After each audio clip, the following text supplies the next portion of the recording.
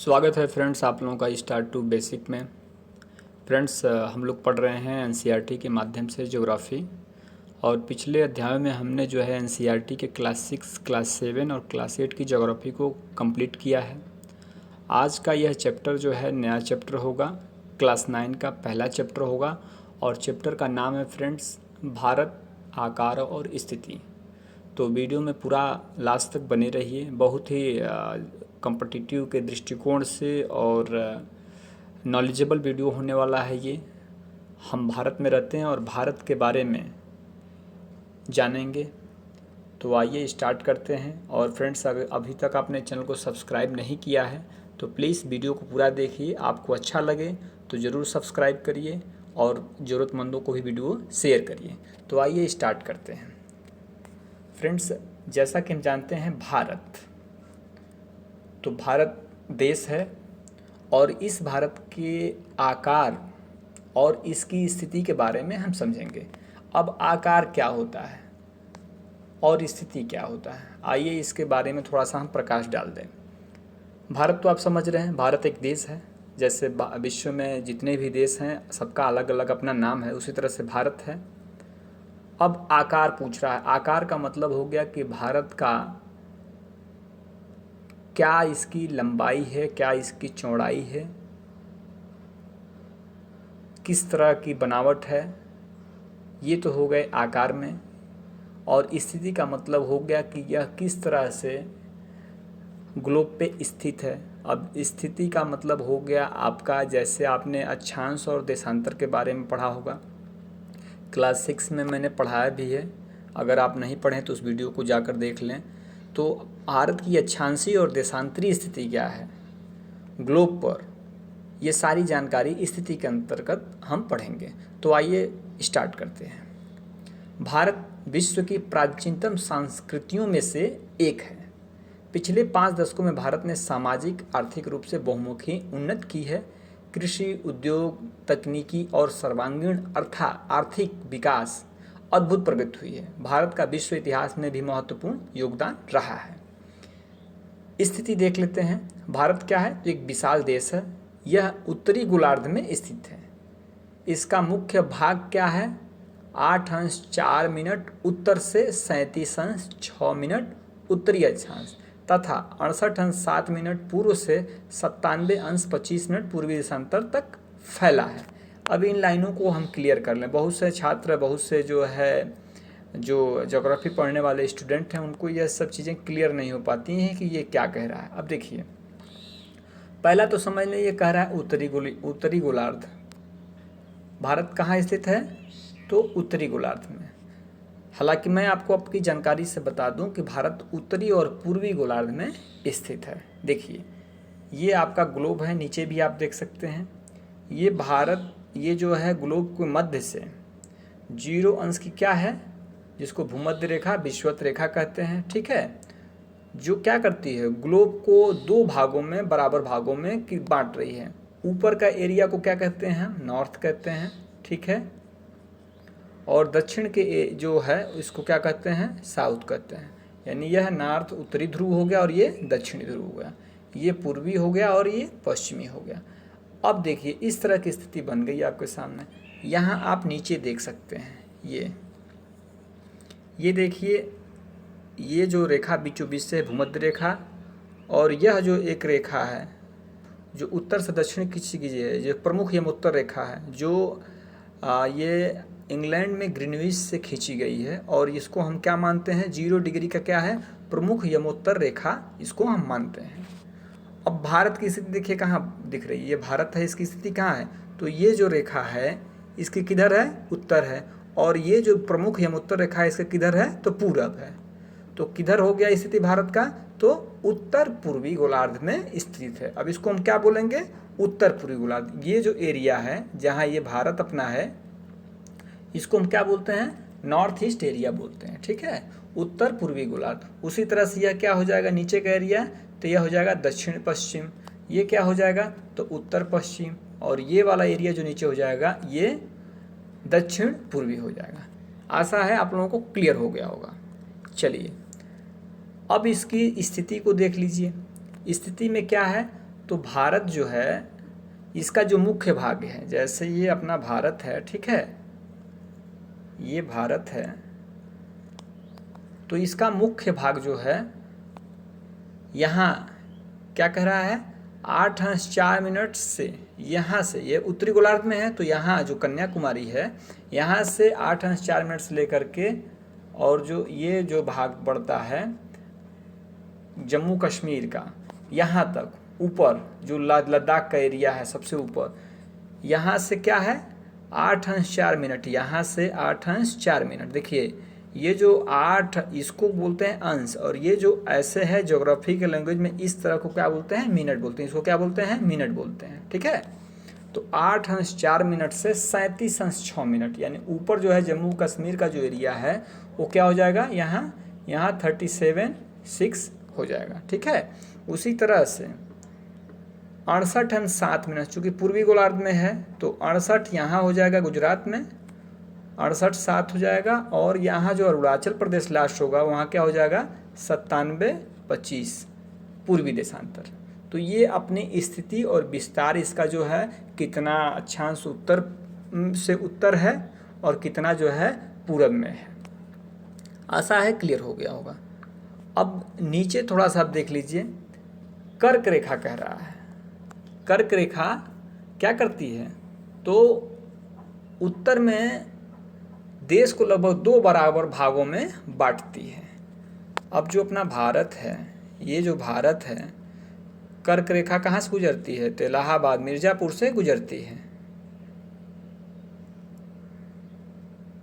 Sorry mistake हो रहा है, मैं अभी आपको भारत की उत्तर रेखा के बारे में बताने लगा, माफ़ कीजिएगा। ये देखिए कह रहा है कि कर्क रेखा कहाँ से गुजरती है, तो भारत को लगभग 2 बराबर भागों में बांटती है। ये जो है भारत को 2 बराबर भागों में बांटती है, मतलब बीचों बीच से निकलती है भारत के। और जो कर्क रेखा है उसको, जैसे उत्तर में कर्क रेखा क्या है, 23.5 अंश को उत्तरी को कर्क रेखा और 23.5 अंश दक्षिणी को मकर रेखा कहते हैं। क्लियर हो गया। मुख्य भूभाग के दक्षिण पूर्व में अंडमान, मुख्य भूभाग के दक्षिण पूर्व में क्या है, तो अंडमान निकोबार द्वीप समूह बंगाल की खाड़ी में, तथा दक्षिण पश्चिम में क्या है, लक्षद्वीप समूह अरब सागर में है। अब हमारे पास 2 द्वीप समूह हैं, कौन कौन से, तो ये देखिए जो स्थिति है ये भारत की, तो यहाँ पे जो है लक्षद्वीप हो जाएगा किधर, तो दक्षिण पश्चिमी, और अपना ये जो है दक्षिणी पूर्वी जो हो गया, ये क्या है, तो अंडमान निकोबार द्वीप समूह है। अब एटलस की सहायता से आप देख सकते हैं, कह रहा है। दूसरी बात, भारतीय संघ राज्य का सबसे दक्षिणी बिंदु जो क्या है, इसको इंदिरा बिंदु या इंदिरा पॉइंट कहते हैं। सन 2004 में सुनामी लहरों के कारण समुद्र में जलमग्न हो गया था। जैसे मैं एक छोटा सा मैप आप लोगों को बना दूं यहाँ भारत का, ये मैं दिखाने का प्रयास कर रहा हूँ। ये भारत है, ठीक है फ्रेंड्स। ये अपना कन्याकुमारी है, ये अपना उत्तर का भाग जो है जम्मू एंड कश्मीर लद्दाख का एरिया है। यहाँ पे अंडमान निकोबार द्वीप समूह है। तो यह तो 8 अंश 4 मिनट है, ठीक है, लेकिन 6 अंश 4 मिनट यहाँ पे जो है अंडमान निकोबार जो है, यहाँ पर अपनी जो है सबसे निचली छोर है, नीचे इस कन्याकुमारी से भी नीचे का छोर है, उस छोर को क्या बोलते हैं हम, इंदिरा पॉइंट या इंदिरा बिंदु उसी को कहते हैं। परीक्षा में पूछता है, यह इम्पोर्टेंट टॉपिक है कि भारत का सबसे दक्षिणम बिंदु क्या है, तो क्या है सबसे दक्षिण इंदिरा बिंदु या इंदिरा पॉइंट है। कहाँ पे है, तो अंडमान और निकोबार में है। वहाँ पे क्या आया था, तो 2004 में सुनामी आया था, उसके वजह से क्या हो गया था, पूरा जलमग्न हो गया था। तो स्थिति क्लियर हो गया। और इंदिरा पॉइंट के अलावा जो दक्षिणतम बिंदु है, पूछ लेता है कि भारत का सबसे दक्षिणतम इंदिरा कौन है, तो इंदिरा पॉइंट है। और सबसे उत्तरी वाला बिंदु क्या है, तो इंदिरा काल उसको बोलते हैं, ठीक है, जो अपना जम्मू एंड कश्मीर लेह लद्दाख एरिया में। आकार देख लीजिए, भारत के भूभाग का कुल क्षेत्रफल कितना है, तो यह 32,87,263 किलोमीटर है फ्रेंड्स, ठीक है। यह 32.8 दिया है, हालांकि है 32,87,263 वर्ग किलोमीटर। भारत का विश्व के कुल भौगोलिक क्षेत्रफल कितना है? तो यह जो अपना क्षेत्रफल है विश्व के क्षेत्रफल का 2.4% है। और भारत विश्व का क्या है? 7वां बड़ा देश है। अब देखिए 2.4% तो है, आपको पता है भारत जो है विश्व का दूसरा लार्जेस्ट जनसंख्या वाला देश है। 2.4% हमारे पास ज़मीन है विश्व का, और जनसंख्या कितना निवास करती है? 17%। 17% जनसंख्या निवास करती है मात्र 2.4% भूमि पे। ठीक है। अब भारत की स्थल सीमा रेखा, अब देखिए 2 सीमा रेखाएं होती हैं किसी भी देश की, एक जल सीमा होती है और दूसरी स्थल सीमा रेखा होती है। अब भारत की भी उसी तरह की स्थिति है। तो भारत की स्थल सीमा रेखा कितना है? 15,200 किलोमीटर। और समुद्र तटीय क्या है? जो अंडमान निकोबार द्वीप समूह और लक्षद्वीप समूह को लेकर कितना है? 7516 किलोमीटर। दोनों देखिए ऑब्जेक्टिव यहाँ पे हैं, बड़ा ही इंपॉर्टेंट टॉपिक है ये आज का, और बहुत ज़बरदस्त समझिए है। पूछ लेता है कि भारत की स्थल समय रेखा कितनी है? तो 15,200। और समुद्र तटीय मतलब समुद्र तट जो जिसमें अंडमान निकोबार द्वीप समूह और लक्षद्वीप समूहों को लेकर कितना है? जो 7516.6 किलोमीटर। अब आप समझ रहे हैं कि स्थल और समुद्र का मतलब समझ रहे हैं। जैसे ये भारत है, ठीक है, ये भारत है अपना, तो यहाँ से गुजरात से जो ऊपर से लेकर के ये नेपाल पाकिस्तान से लगा जो बांग्लादेश से सटे हुए वेस्ट बंगाल तक का जो एरिया है, ये क्या हो गया? यह 15,200 किलोमीटर। यही इसी को क्या बोलेंगे? इसी को स्थलीय सीमा रेखा बोलते हैं। ठीक है। और जो गुजरात से नीचे से पूरा जो समुद्री एरिया जितना सटा हुआ है बंगाल तक, जिसमें अंडमान निकोबार और लक्षद्वीप समूह है, इस सब एरिया को क्या बोलते हैं? तो समुद्र तटीय रेखा। तो ये कितनी है? 7516 किलोमीटर। ठीक हो गया। आइए अब कह रहा है कि भारत जो है विश्व में कितने नंबर पे है? तो 7वें नंबर पे। सबसे पहले क्या है? तो रूस है। दूसरे नंबर पे कनाडा है। तीसरे नंबर पर संयुक्त राज्य अमेरिका है। चौथे नंबर पर चीन है। 5वें पे ब्राज़ील है। 6वें नंबर पर ऑस्ट्रेलिया, और 7वें नंबर पर क्या आती है? भारत की स्थिति आती है। किसमें? तो सबसे बड़ा यानी क्षेत्रफल के दृष्टिकोण से। अब भारत जो है उत्तर पश्चिम, उत्तर तथा उत्तर पूर्वी सीमा पर क्या है? नबील बलित पर्वत है। कौन सा पर्वत है? हिमालय पर्वत है। कहाँ? तो उत्तर पश्चिम और उत्तर पूर्वी सीमा पर। चूँकि जो है हिमालय कैसे फैला हुआ है? उत्तर से उत्तर पश्चिम की तरफ फैला हुआ है। तो नबील बलित पर्वत है। क्या कौन सा क्या हो गया? वो क्या है? तो हिमालय है। कह रहा है इसके दक्षिण का भूभाग उत्तर में क्या है? चौड़ा है। इसका दक्षिण का भूभाग जो है उत्तर में चौड़ा है। कितना? तो 22 अंश ये हो गया। उत्तरी अक्षांश से हिंद महासागर की ओर क्या हो जाता है? सकरा हो जाता है। जैसे आप देख लीजिए, ये आपकी जो अक्षांश रेखा है देखिए 16 है। नीचे सबसे, एक मिनट, ये देखिए ये 8 अंश 4 मिनट हो गई। अब यहाँ पे ये जो है ये 20 अंश हो गया, और ये क्या हो गया?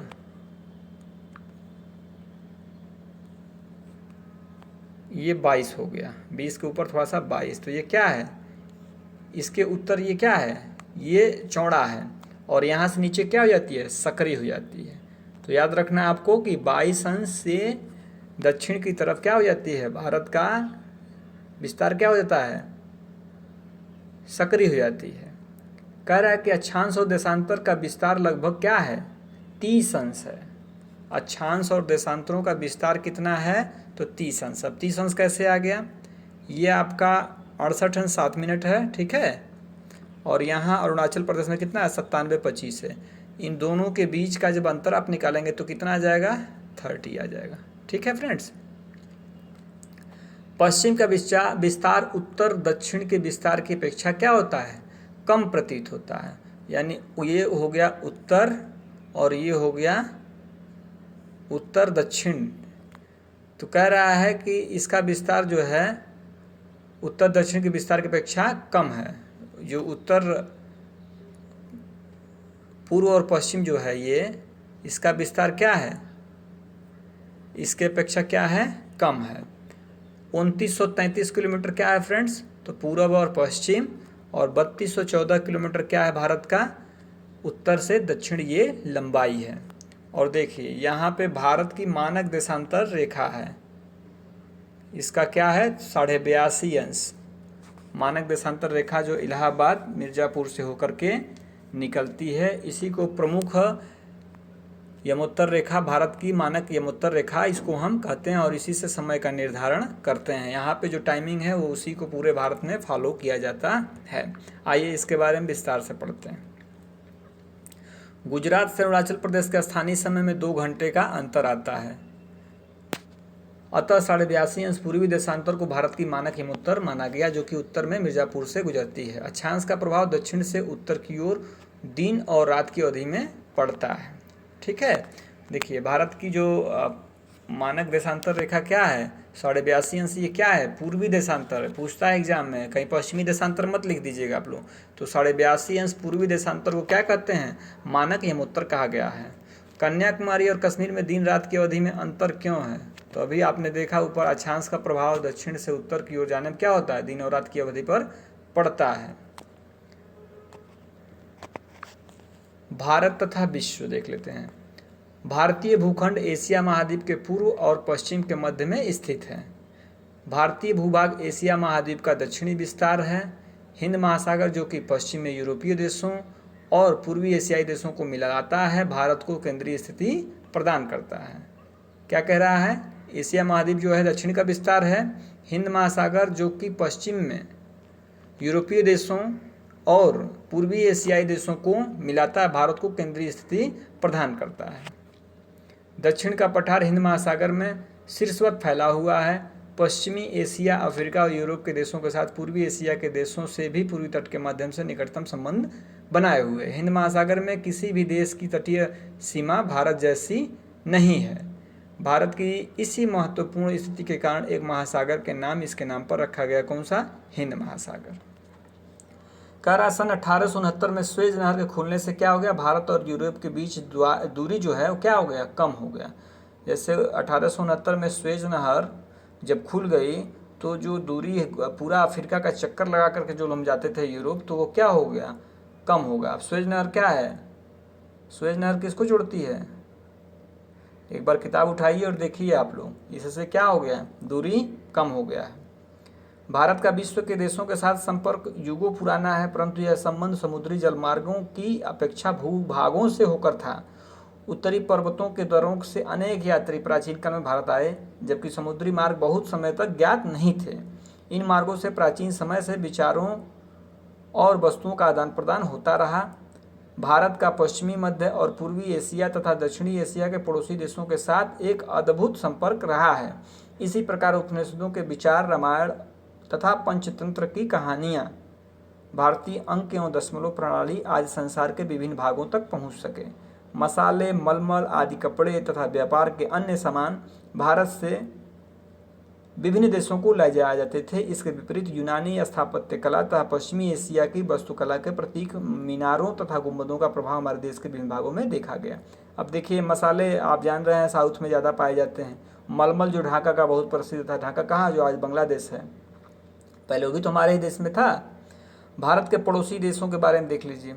कह रहा भारत का दक्षिणी एशिया में एक महत्वपूर्ण स्थान है। भारत में 29 राज्य और 7 केंद्र शासित क्षेत्र हैं, जबकि आप लोग जानते हैं आज के डेट में क्या हो गया है, जम्मू कश्मीर को जो है केंद्र शासित प्रदेश बना लिया गया है। तो क्या हो गया, 28 राज्य हो गए हैं, और लद्दाख भी क्या हो गया, केंद्र शासित हो गया है। तो अभी की स्थिति क्या है, तो अभी की स्थिति जो है 28 राज्य हो गए और 9 केंद्र शासित प्रदेश हो गए। ठीक है, आइए पश्चिमी और पूर्वी तटों पर केंद्र शासित क्षेत्रों की संख्या ज्ञात कीजिए। अब कह रहा है पश्चिमी तट और पूर्वी तट जो केंद्र शासित क्षेत्र हैं उनकी संख्या ज्ञात करना है। अंडमान निकोबार द्वीप समूह आप लोगों को पता है, पूर्वी तट पर किनारे जो बंगाल की खाड़ी में, पश्चिम में क्या है, तो लक्षद्वीप है अरब सागर में।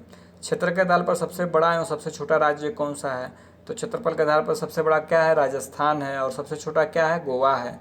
कौन से राज्य अंतर्राष्ट्रीय सीमा तथा समुद्री तट को स्पर्श नहीं करते हैं। अब कौन कह रहा है कि कौन सा ऐसा राज्य है जो अंतर्राष्ट्रीय सीमा तथा समुद्री तट को स्पर्श नहीं करता है, तो कौन सा हो जाएगा फ्रेंड्स, ध्यान दीजिए इस चीज़ को आप लोग। मध्य प्रदेश क्या हो जाएगा, अब कह रहा है देखिए, पाकिस्तान, चीन, म्यांमार और बांग्लादेश के सीमाओं को छूने वाले राज्यों को 4 वर्गों में विभाजित कीजिए। उदाहरण था, उन राज्यों को एक वर्ग में रखिए उनकी जिनकी सीमाएं पाकिस्तान से मिलती हैं। इस तरह अन्य शेष वर्ग बनाइए। आप लोगों का काम है, एक बार आप लोग एटलस की सहायता से इसको देखिए। भारत की भूमि की सीमाएं उत्तर पश्चिम में पाकिस्तान अफगानिस्तान के साथ, उत्तर में चीन जो तिब्बत चीन कब्जे में है, नेपाल और भूटान के साथ, तथा पूर्व में म्यांमार और बांग्लादेश के साथ है। दक्षिण में समुद्र पार हमारे पड़ोसी 2 द्वीप समूह राष्ट्र श्रीलंका और मालदीव हैं। भारत और श्रीलंका के बीच में छोटा समुद्री रास्ता पाक जल संधि तथा मन्नार की खाड़ी है। मालदीव लक्षद्वीप समूह के दक्षिण भाग में स्थित है। आइए थोड़ा सा इस पे हम देख लेते हैं भारत के पड़ोसी राज्यों के बारे में जो उन्होंने कहा। फ्रेंड्स, भारत के जो पड़ोसी राज्य हैं उनकी जो संख्या है कितनी है? भारत के पड़ोसी देशों की संख्या कितनी है? 7 है। ठीक है, वह कौन से? जो स्थलीय सीमा से हमसे सटे हुए हैं, और जो जल सीमा से सटे हुए हैं उनकी संख्या कितनी है? तो 2 है। अब जो है कौन कौन से हैं? तो पहले नंबर पे हम पाकिस्तान को लेते हैं। ठीक है फ्रेंड्स, ये पाकिस्तान जो है इसकी जो सीमा हमसे कितनी सटती है? तो 3323 किलोमीटर। ठीक है, 3323 किलोमीटर पाकिस्तान सटता है। दूसरा नंबर पे क्या जाता है? अफगानिस्तान। ठीक है, अफगानिस्तान, इसकी सीमा कितनी सटती है? तो 106 किलोमीटर। ठीक है, तीसरे नंबर पे कौन सा आ जाता है? तो चाइना है। चाइना की सीमा हमसे कितनी सटती है?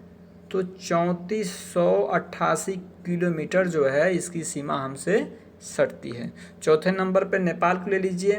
नेपाल का कितना है? तो 1751 किलोमीटर जो है नेपाल की सीमा भारत से सटी हुई है। पाँचवें नंबर पे बांग्लादेश को ले लें आप, तो बांग्लादेश की जो सीमा है वह 4097 है फ्रेंड्स। 4097 किलोमीटर जो है बांग्लादेश की सीमा भारत से सटी हुई है। उसके बाद से आप बर्मा को ले लीजिए, तो कितना है? 1643। उसी तरह से आप भूटान को लेंगे तो 699। ठीक है, और इसके बाद जो 2 जो है जलीय सीमा वाले हमारे पड़ोसी देश हैं वो क्या है? एक श्रीलंका हो जाएगा, दूसरा क्या हो जाएगा? मालदीव हो जाएगा। ठीक है, आप देख सकते हैं ये पाकिस्तान हो गया, ये पूरा चाइना सटा हुआ है, नेपाल, बांग्लादेश, भूटान, और इधर जो है म्यांमार है। ठीक है फ्रेंड्स, ये श्रीलंका हो जाएगा और ये मालदीव हो जाएगा। तो ये हमारे 2 क्या हो जाएंगे? जलीय सीमा वाले हो जाएंगे। अब बाकी जो है 7 जो है ये क्या हो जाएंगे? यहाँ पे थोड़ी सी सीमा लगती है अफगानिस्तान की। देखिए 7 जो हो गए हमारे पड़ोसी जो देश हैं ये स्थलीय सीमा से सटे हुए हैं, जिसका जिक्र हमने अभी आप लोगों को किया कि कौन कितने किलोमीटर सटा हुआ है। ठीक है, आशा है क्लियर हो गया होगा आप लोगों को। तो ये भारत और पड़ोसी देश का मानचित्र था। अब कह रहा है अपने पड़ोसी देशों के साथ भारत के भौगोलिक और ऐतिहासिक संबंध बहुत अच्छे रहे हैं। अब अपनी एटलस में एशिया के मानचित्र में देख करके आप देख सकते हैं। तो इस तरह से फ्रेंड्स ये चैप्टर कंप्लीट हुआ हम लोगों का। बहुत ही नॉलेजेबल चैप्टर रहा है। और आइए इसके अभ्यास के प्रश्नों को देख लेते हैं। कह रहा है कि निम्नलिखित 4 उत्तरों में से उपयुक्त उत्तर चुनना है आपको। ठीक है, पूछ रहा है कर्क रेखा किस राज्य से नहीं गुजरती है? तो आप लोगों को बता दें, कर्क रेखा जो है भारत के 8 राज्यों से होकर गुजरती है। कितने राज्यों से? 8 राज्यों से। कौन कौन से? तो गुजरात, राजस्थान, मध्य प्रदेश, छत्तीसगढ़, झारखंड, पश्चिम बंगाल, त्रिपुरा और मिजोरम।